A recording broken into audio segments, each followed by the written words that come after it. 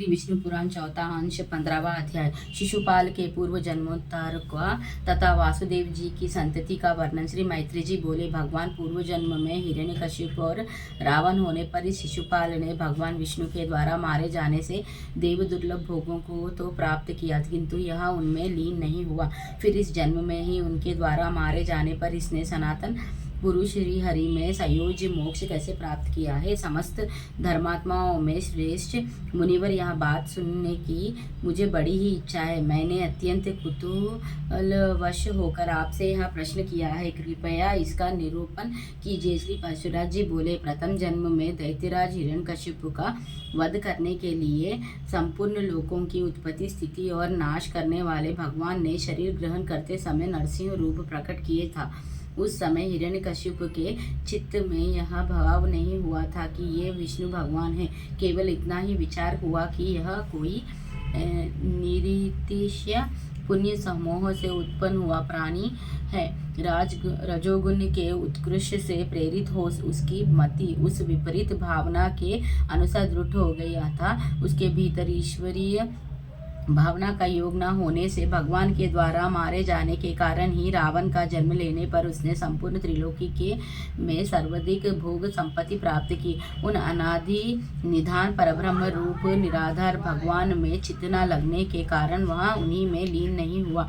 इसी प्रकार रावण होने पर भी कामवश जानकी जी में चित्त लगा जाने से भगवान दशरथ नंदन राम के द्वारा मारे जाने पर केवल उनके रूप का ही दर्शन हुआ था। ये अच्युत है, ऐसी आसक्ति नहीं हुई, बल्कि मरते समय इसके अथाह कारण में केवल मनुष्य बुद्धि ही रही। फिर श्री अच्युत के द्वारा मारे जाने के फलस्वरूप इसने संपूर्ण भूमंडल में प्रशंसित चेदी राज के कुल में शिशुपाल रूप से जन्म लेकर भी अक्षय ऐश्वर्य प्राप्त किया। उस जन्म में वह भगवान के प्रत्येक नामों में तुच्छता की भावना करने लगा।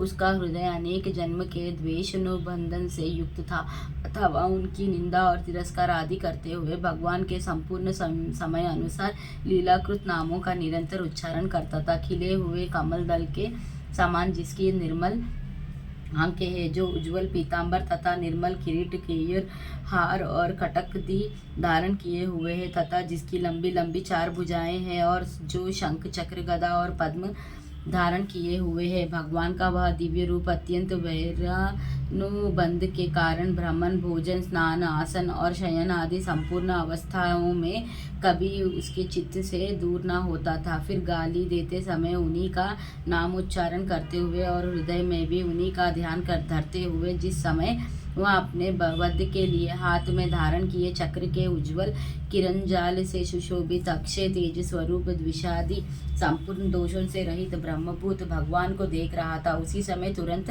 भगवच्चाक्रस से मारा गया।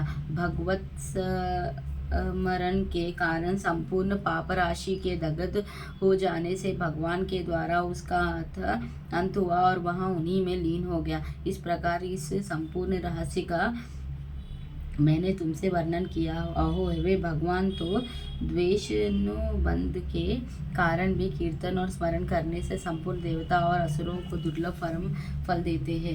फिर सम्यक भक्ति संपन्न पुरुषों की तो बात ही क्या है। अनकादुदुम्बी वासुदेव जी के पूर्वी रोहिणी, मदिरा, भद्रा और देवकी आदि बहुत सी स्त्रियां थीं। उनमें रोहिणी से वासुदेव जी ने बलभद्र, शट, सारण और दुर्मद आदि कई पुत्र उत्पन्न किए तथा बलभद्र जी के रेवती से विशिष्ट और उल्मुख नामक 2 पुत्र हुए।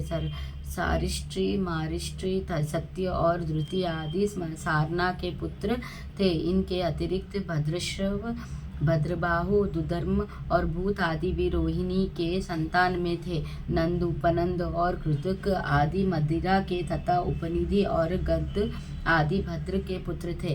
वैशाली के गर्भ से कौशिक नामक केवल एक ही पुत्र हुआ।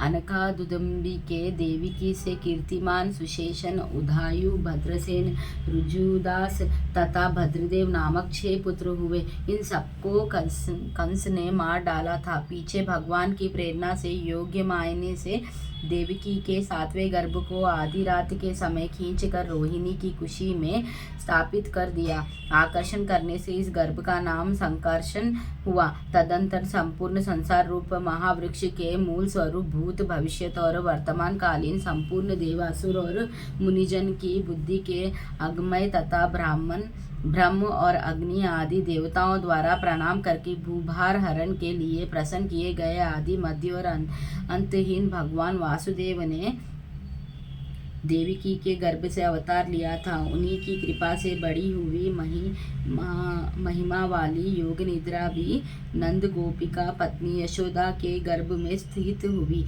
उन कमल नयन भगवान के प्रकट होने पर यह संपूर्ण जगत प्रसन्न हुए। सूर्य, चंद्र आदि ग्रहों से संपन्न, सर्पदी के भय से शून्य, अंधमर्द से रहित तथा स्वसचित हो गया। उन्होंने प्रकट होकर इस संपूर्ण संसार को सन्मार्ग अवलंबी कर दिया। इस मर्त्य लोक में अवतीर्ण हुए भगवान की 16,101 रानियां थी। उनमें रुक्मिणी, सत्यभामा, जाम्बवती और चारुहसिनी आदि 8 मुख्य थी। आनंदी भगवान अखिल मूर्ति ने उनसे 1,80,000 पुत्र उत्पन्न किए। उनमें से प्रद्युम्न, चारुदेश्वन और सांबा आदि 13 पुत्र प्रधान थे। प्रद्युम्न ने भी रुक्मिणी की पुत्री रुक्मणीवती से विवाह किया था। उससे अनिरुद्ध का जन्म हुआ। अनिरुद्ध ने भी रुक्मिणी की पौत्री सुभद्रा से विवाह किया था। उससे वज्र उत्पन्न हुआ।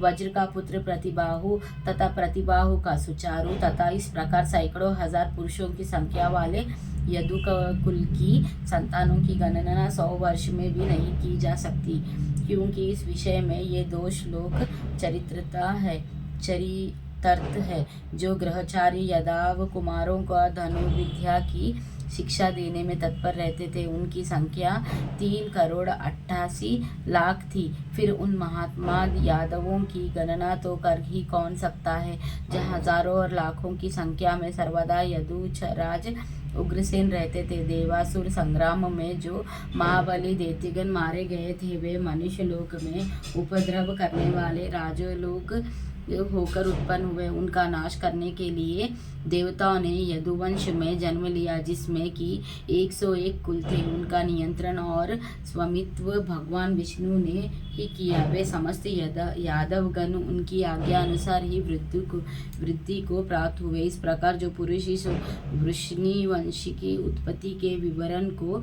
सुनता है, वह संपूर्ण पापों से मुक्त होकर विष्णु लोक को प्राप्त कर लेता है। इस प्रकार श्री विष्णु पुराण के 4थे अंश में 15वां अध्याय समाप्त। श्री विष्णु भगवान की जय। लक्ष्मी नारायण की जय।